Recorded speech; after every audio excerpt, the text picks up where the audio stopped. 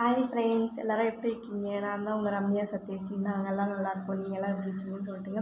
ஆக்சுவலாக ரொம்ப நாள் ஆயிடுச்சுன்னு நினைக்கிறேன், லாங் வீடியோஸு ஓன் வாய்ஸ்லாம் போட்டு. ஆக்சுவலாக இப்போ கூட நான் ஏன் இந்த வீடியோ போடுறேன்னா, ஒரு ப்ராப்ளத்தை பற்றி பேசலான்னு சொல்லிட்டு தான் நான் இந்த வீடியோ போடுறேன். எனக்கு தொடர்ந்து சப்போர்ட் பண்ணிகிட்டே இருக்கீங்க, அதே போல் சப்போர்ட் பண்ணுங்கள். 6000 சப்ஸ்கிரைபர்ஸ், தேங்க்ஸ் ஃபார் 6000 சப்ஸ்கிரைபர்ஸ். அதுக்கப்புறம் என்னன்னே தெரில, இப்போலாம் ரொம்ப வியூஸே போக மாட்டேங்குது. என்ன ப்ராப்ளம், என்ன இஷ்யூன்னு தெரியல. சரி, ஓகே, நம்ம அந்த விஷயத்தை பற்றி அப்புறம் பேசலாம். ஆக்சுவலாக நான் என்னென்னா, நான் சென்னையில் தான் இருக்கேன். அது உங்கள் எல்லாருக்கும், நீங்கள் ஃபாலோ பண்ணுற எல்லாருக்கும் தெரியும். என்னன்னு பார்த்தீங்கன்னா, மக்கள் தொகையை விட இப்போ நாய்ங்களோட தொகை தான் ரொம்ப அதிகமாக இருக்குது. ஏன்னா கிட்டத்தட்ட பார்த்தீங்கன்னா, எங்கள் ஸ்ட்ரீட் பார்த்தீங்கன்னா ஒரு முட்டு சந்து மாதிரி தான் இருக்கும். அந்த ஸ்ட்ரீட்குள்ளேயே ஒரு 20 டாக்ஸ் கிட்ட இருக்கும். நம்ம சின்ன பிள்ளையா இருக்கும் போதெல்லாம் பார்த்தீங்கன்னா, நான் சின்ன பிள்ளையா இருக்கும் போதெல்லாம் 90s கிட்ஸ்க்கு நிறைய பேர் தெரிஞ்சிருக்கும். 2K கிட்ஸ்க்கு தெரியுமான்னு தெரியல. 90s கிட்ஸு முக்கால்வாசி தெரிஞ்சிருக்கும். நான் சின்ன பிள்ளையா இருக்கும் போதெல்லாம் பார்த்தீங்கன்னா, வீட்டாண்ட வந்துடுவாங்க நாய் வண்டி எடுத்துக்கிட்டு. ஒரு 6 மந்த் ஒன்ஸ் அந்த மாதிரிலாம் வருவாங்க. அப்போ பிடிக்கிறதெல்லாம் நம்ம வேடிக்கை பார்ப்போம். அது மோஸ்ட்லி எல்லாருக்குமே தெரியும். அது உங்களுக்கு தெரிஞ்சிருந்தால் கமெண்ட் பண்ணுங்கள். 90s கிட்ஸ் எல்லாருமே. 2K கிட்ஸ்க்கும் தெரிய வாய்ப்பு இருக்குது. ஆனால் நான் இப்போ நான் அப்படி ஒன்றும் நான் இதுவரையும் நான் பார்க்கவே இல்லை. நான் சின்ன பிள்ளையா இருக்கும்போது பார்த்ததோடு சரி. இப்போ எங்கேயும் இந்த நாய் வண்டி நாயை பிடிச்சிட்டு போகிறது அதெல்லாம் நான் இதுவரையும் பார்க்கல. ஆக்சுவலாக பார்த்தீங்கன்னா என்ன இஷ்யூனா, நிறைய நியூஸு அந்த மாதிரிலாம் நம்ம நிறைய பார்க்குறோம். சின்ன பிள்ளைங்கள நாய் தெரு நாய் கடிச்சு இது ரொம்ப ரொம்ப சொறி பிடிச்சி போய் கிடக்கு. அந்த மாதிரி நாய் கூட ரோட்டில் திரிஞ்சிக்கிட்டு இருக்கு. சரிங்களா? இப்போ நம்ம போவையில் வரையில் ரொம்ப பயமாக இருக்குது. தெத்திக்கிட்டு வருது. என்ன பண்ணுறதுன்னு நமக்கு தெரியாது. சரி, நம்ம பெரியவங்க நம்மளை கடித்தாலுமே நமக்கு கண்டிப்பாக உயிரோடு இருப்போமா அப்படின்றதே நமக்கு தெரியாது. அது ஏன்னா அவ்வளோ விஷம். ஸ்ட்ரீட் டாக்னாலே கொஞ்சம் விஷம்தான். இன்னும் பார்த்தீங்கன்னா ஸ்ட்ரீட் டாக்லாம் எப்படி இருக்கும்னு பார்த்துக்கோங்க. ஆக்சுவலாக என்ன ஒரு இன்சிடெண்ட்னா, நான் ஏன் இதை பற்றி நான் பேசுகிறேன் சடனாக அப்படின்ட்டு நீங்கள் நினச்சிங்கன்னா, எனக்கு ஆக்சுவலாக ஒரு ப்ராப்ளம் வந்துச்சு. அதனால தான் நான் இந்த இஷ்யூவை பற்றி நான் பேச ஆரம்பிக்கிறேன். ஆக்சுவலாக என்னென்னா, நான் என் ஃபேமிலியோடு எங்கள் வீட்டு பக்கத்தில் இருக்க கோவிலுக்கு போயிருந்தோம். சிவன் கோயில். நல்லா இருக்கும்.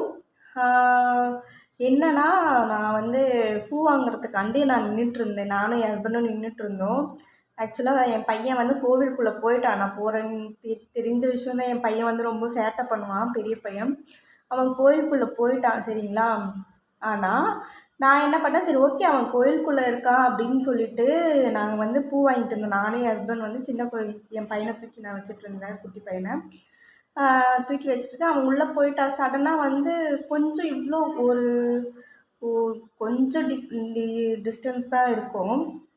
அப்புறம் கோவிலுக்குள்ளேருந்து வந்தான் போல இருக்குது. நாங்கள் இங்கே இருக்கோன்னு சொல்லிட்டு செருப்பை போட்டுக்கிட்டு ஓடி கூட வரல. இத்தனைக்கும் பொறுமையாக தான் வந்திருக்கான். ஆனால் அவனுக்கு நாயினாலே பயம். ஆனாலுமே பொறுமையாக தான் வந்தான் பாவம் அவன். நாங்கள் திரும்பி நின்றுட்டு பூ வாங்கிட்டு வந்தோம். அவன் வந்தது எங்களுக்கு தெரியல. திடீர்னு பார்த்திங்கன்னா ஒரே கத்துற சவுண்டு. நாயெல்லாம் செம்மையாக கத்த ஆரம்பிச்சிருச்சு. நாங்கள் வேறு யாரோ நிறைய பேர் இந்த வேறு யாரெல்லாம் வந்தால் குலைக்கும்ல, கொஞ்சம் டிஃப்ரெண்ட்டாக ட்ரெஸ்லாம் பண்ணிட்டு வந்தால் அந்த மாதிரி குலைக்கும்ல. ஸோ நாங்கள் என்ன நினச்சோம், அந்த மாதிரி தான் குலைக்குது போல இருக்குன்னு நாங்கள் நினச்சோம். அப்புறம் சடனாக பார்த்தா என் பையனை தான் ஒரு 5-6 நாய்க்கிட்ட கடிக்க வந்துருச்சுங்க. ஆனால் பட் என்ன ஒரு நம்மளோட நல்ல நேரம்ன்ட்டு தான் சொல்ல முடியும். ஆனால் எந்த நாயும் கடிக்கலை ஆக்சுவலாக. ஆனால் எல்லாமே அப்படியே ஒரு நாய் ஒரு 5-6 நாய் அப்படியே சுரண்டுக்குச்சு ஃபுல்லாக. அவனை ரவுண்ட் பண்ணிடுச்சு. அப்புறம் என்னோடய ஹஸ்பண்ட் என் ஹஸ்பண்ட் எனக்கும் ரொம்ப கோவம் வந்துச்சு. நான் எங்கள் குட்டி பையனை வச்சுக்கிட்டு இருக்கேன். நல்லா கத்த தான் முடியும். நான் அப்போ கூட ஓடுறேன்.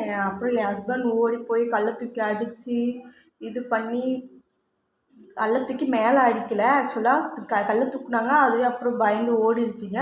அப்போ குறைச்சிக்கிட்டே தான் இருந்துச்சு. ஸோ அதனால தான் இப்போ நம்ம அது வந்து கடிச்சிருந்துச்சின்னா என்ன ஆயிருக்கும் ஓகேங்களா, நம்மளாலே அது தாங்கிக்க முடியாது அந்த வலி.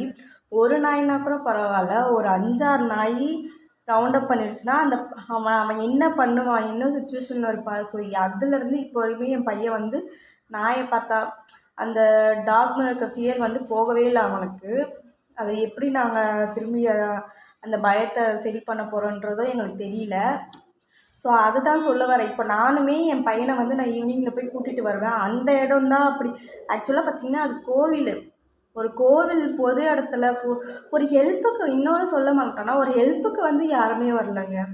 கண்டிப்பாக சொல்லி ஆகணும். அது ஒரு கோவில். அப்போ அந்த கோவிலில் வந்து எத்தனை பேர் இருப்பாங்க, பப்ளிக் எத்தனை பேர் இருப்பாங்கன்றதே நீங்கள் தெரிஞ்சுக்கோங்க. ஒரு சின்ன பிள்ளைய கடிக்க வருது. ஒரு கோவிலில் கோவிலுக்கு போகிறவங்க பார்த்துக்கிட்டு தான் இருக்காங்களே தவிர ஒரு ஹெல்ப்புக்குன்ட்டு யாருமே வரல.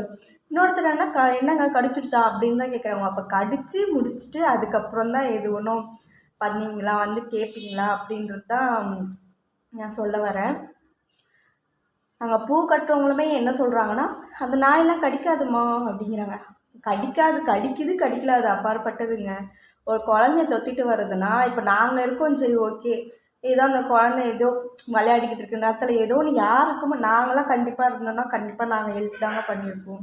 நாங்கள் வந்து அப்படி இருக்க மாட்டோம் கண்டிப்பாக. ஆனால் எப்படி இருக்காங்க பாருங்கள் பப்ளிக். பட் சரி ஓகே, நான் அதை பற்றி பேச விரும்பலை. நான் கோவிலுமே பார்த்திங்கன்னா ஒரு மெயின்டெனன்ஸ் பண்ணாமல் ஒரு சரி இந்த குழந்தைன்னு விடுங்க, இன்னும் சின்ன சின்ன குழந்தைங்க ஓடுது விளையாடுது. கோவில்னாலே அப்படி தான் இருக்குங்க சின்ன பிள்ளைங்க, சரிங்களா. ஸோ அதுக்கு ஏதாச்சும் ஒரு நடவடிக்கை எடுக்கணும் இல்லைங்க, ஒரு மெயின்டெனன்ஸ் இருக்கணும். அட்லீஸ்ட் ஒரு நாய் பிடிக்கிற வண்டியை ஃபோன் பண்ணி கால் பண்ணி இந்த மாதிரி வந்து கூட்டிகிட்டு போகவும் சொல்லணும், பிடிச்சிட்டு போவாங்க அவங்க. அதுவும் இல்லை. இப்போ நான் எங்கள் ஸ்ட்ரீட்குள்ளேயுமே பார்த்திங்கன்னா, நான் என் பையனை நான் இங்கேருந்து ஆக்சுவலாக 1 கிலோமீட்ரு இருக்கும் என் பையனோட ஸ்கூல் பார்த்திங்கன்னா. நான் ஈவினிங் வந்து போவேன், கூட்டிகிட்டு வரத்துக்கு போவேன். என் குட்டி பையனை தூக்கிட்டு தான் போவேன். ஆல்ரெடி உங்களுக்கு தெரிஞ்சதான், எங்களுக்கு வந்து அந்தளவுக்கு ஒன்றும் யாரும் எல்லோரும் இருக்காங்க, எல்லோரும் ரொம்ப லாங்கில் இருக்காங்க. ஸோ அதனால் எங்களுக்கு வந்து எந்த சப்போர்ட்டும் இல்லாமல் நானும் என் ஹஸ்பண்டை தான் மெயின்டைன் பண்ணிக்கிட்டு இருக்கோம் வீட்டையும். நான் தான் பார்த்துக்கிறேன். ஆட்டோமேன் வச்சுருந்தோம். ஸோ ஆட்டோமேன் வந்தீங்க எனக்கு கொஞ்சம் செட் ஆகலை. சரி அதனால் வந்துட்டு நானே தான் ஈவினிங்கில் போய் கூட்டிகிட்டு வர மாதிரி இருக்கும். ஸோ என்ன ஆச்சுன்னு பார்த்தீங்கன்னா, நான் இங்கேருந்து 1 கிலோமீட்ரு போகிறதுக்கு ஒரு 30 டாக் கிட்ட நான் வந்து க்ராஸ் பண்ணி தான் நான் போவேன். 30 ஒரு 20-25 டாக்ஸ் கிட்ட க்ராஸ் பண்ணி தான் நான் போவேன். எங்கள் வீட்டுக்குள்ளேயே அவ்வளோ டாக் இருக்கும். எங்கள் ஸ்ட்ரீட்குள்ளே அத்தனை டாக் இருக்கும். நான் ஒரு 2 டேஸாக எனக்கு நடந்த இதுவெலாம் எனக்கு ரொம்ப பயமாயிருச்சு. ஓகே, நம்ம என்னவும் ஆகட்டும், எவ்வளோ நியூஸ் நம்ம பார்க்குறோம். சின்ன பிள்ளைங்கள தான் போட்டு கடித்து குதறி வைக்குது. நமக்கு அந்த நியூஸ் கேட்குறப்பவே நமக்கு ரொம்ப ஒரு மாதிரி பயமாக, ஒரு மாதிரி அழுகையாலாம் வரும். ஸோ இப்போ நம்ம பசங்களுக்கு அது நடக்கக்கூடாது அப்படின்னு சொல்லிட்டு நம்ம எதிர்பார்ப்போம்ல.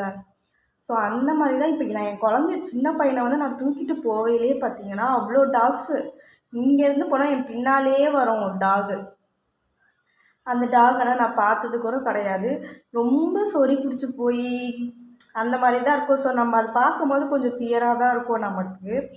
நான் இங்கேருந்து பார்த்திங்கன்னா எங்கள் ஸ்ட்ரீட்குள்ளேயும் அப்படி தான் வந்து என் பின்னாலே வந்துருச்சு. நான் கல் எடுத்தால் கூட அது போகவே போகாது, நம்ம பின்னாலே தான் வரும். எனக்கு கொஞ்சம் தூரம் வரும், பின்னாலே தான் வந்துட்டுருக்கும். அது நம்மளை கடிக்க வரா மாதிரியே தான் வரும். ஆக்சுவலாக பின்னால் வந்து நம்மளை கடிக்க வரா மாதிரியே தான் இருக்கும். அது எந்த நார்மல் டாக் ஆகட்டும், ஸ்ட்ரீட் டாக் ஆகட்டும், நான் ஏதாச்சும் ஒரு ஃபியர் நமக்கு என்னென்னா நம்மளை கடிச்சிட்டாலும் பரவாயில்ல, நான் குழந்தைய தூக்கிட்டு போகிறேன், என் குழந்தைய பிடிச்சி கடிச்சிட போகுது. நான் போகிற ஸ்ட்ரீட் வந்து அப்படி இருக்கும்.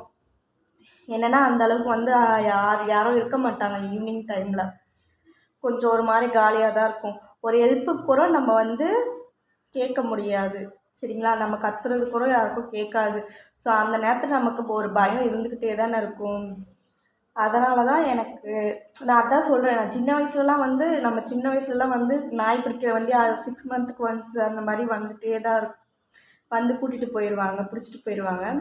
ஆனால் இப்போல்லாம் வந்து ஏன் என்னாச்சு ஒன்றும் புரியல. நாய் பிடிக்கிற வண்டி இல்லையா என்னன்னே எனக்கு ஒன்றும் புரியல. ஏதாச்சும் ஆனால் தான் அந்த இன்சிடெண்ட்டு ஏதாச்சும் ஒன்று நடந்தால் தான் அதை வந்து இது பண்ணுவாங்களா அப்படின்றது எனக்கு புரியலைங்க. எனக்கு அதுலேருந்தே என் பையனுக்கும் அந்த ஃபியர் போகலை. இப்போ எனக்கு நான் அதெல்லாம் ஒன்றும் பண்ணாதடா அப்படின்னு சொல்லிட்டு தான் நானும் இருந்தேன். இப்போ எனக்குமே 2 டேஸாக அந்த நாய் பின்னால் வரப்போ எனக்குமே அந்த ஃபியர் இருக்குது. நம்ம யாரை குத்தம் சொல்கிறதுன்னு தெரியல. அட்லீஸ்ட்டு பொதுமக்கள் வந்து ஓன் ஹவுஸ் வச்சுருக்கவங்க அந்த மாதிரி ஸ்ட்ரீட்டில் இவ்வளோ டாக் இருக்குது அப்படின்னு சொல்லிட்டு கம்ப்ளைண்ட்டும் பண்ணலாம். சரிங்களா? என்னால் என்ன பண்ண முடியும்னு தெரியல. ஸோ அதனால் எல்லோரும் பார்த்து இருங்க. குழந்தைங்கள சேஃபாக வச்சுக்கோங்க. எங்கே போனாலும் கையை பிடிச்சிட்டே போங்க. டாக்ஸ் இருக்கிற இடத்துல பார்த்து வச்சுக்கோங்க. ஏன்னா எந்த டைமில் என்ன நடக்கும்ன்ட்டு யாருக்குமே தெரியாது. ஸோ பார்த்து நம்ம குழந்தைய நம்ம தான் சேஃபாக வச்சுக்கணும். நம்ம என்ன தான் சேஃபாக வச்சாலுமே அது ஒரு பயம் இருந்துகிட்டே தான் இருக்கும் நமக்கு. ஸோ எனக்குமே அந்த பயம் இப்போ வரையுமே இருக்குது. நான் இது வரைக்கும் என்னோடய சின்ன வயசில் பார்த்திங்கன்னா டாக் பற்றிலாம் நான் பயப்பட மாட்டேன். அது நார்மலாக தான் இருக்கும் அப்படின்னு தான் நினப்பேன். பட் இப்போ இந்த இன்சிடெண்ட்டுக்கு அப்புறம்லாம் வந்து பார்த்திங்கன்னா கொஞ்சம் பயமாகவே இருக்குது. ஏன்னா நிறைய நியூஸ்லாம் பார்க்குறப்பவே ரொம்ப பயமாக இருக்குது எனக்கு. ஸோ அதனால் ஏதோ ஓன் ஹவுஸ் வச்சுருக்கவங்கலாம் கண்டிப்பாக வந்து இல்லை இந்த கோவில் அந்த மாதிரி இருக்க ஸ்ட்ரீட்லலாம் பொதுமக்கள் இந்த ஹாஸ்பிட்டலு இந்த மாதிரி பொது இடம் கூடுற இடத்துல வந்து இந்த மாதிரி இன்சிடெண்ட் நடக்காமல் கொஞ்சம் பார்த்துக்கோங்க. அங்கே கோவில் மெயின்டெனன்ஸ் அந்த மாதிரி இருக்கவங்க தான் வந்து இதெல்லாம் வந்து பார்த்து இது பண்ணணும். ஏன்னா அது வந்து பொதுமக்கள் வர இடம். ஸோ குழந்தைங்க இருப்பாங்க, பெரிய வயசானவங்க இருப்பாங்க, ப்ரெக்னென்சி லேடிஸ் எல்லாருமே இருப்பாங்க. நம்மளே இருந்தாலும் அது வந்து நம்மளால் தாங்க முடியாது. நம்மளை கடித்தாலுமே அதை நம்ம தாங்க முடியாது. ஸோ கண்டிப்பாக மெயின்டெனன்ஸ் பண்ணுங்கள் ஃபஸ்ட்டு. ஓகேங்களா? ஸோ அதை தான் நான் சொல்ல வரேன். நம்ம குழந்தைய நம்ம பார்த்து வச்சுக்கணும்னு சொல்லிட்டு. ஓகே ஃப்ரெண்ட், என்னோடய வீடியோஸ்லாம் பிடிச்சிருந்தா லைக்கு சப்ஸ்கிரைப் பண்ணுங்கள். தொடர்ந்து எனக்கு சப்போர்ட் பண்ணிகிட்டே இருங்க. நீங்களும் சொல்லுங்கள், ஏதாச்சும் இந்த மாதிரி இன்சிடெண்ட் உங்களுக்கு நடந்துச்சுன்னா கண்டிப்பாக கமெண்ட் பண்ணுங்கள். நம்மளால் முடிஞ்சதை நம்ம பண்ணுவோம். ஓகே ஃப்ரெண்ட்ஸ், பாய்.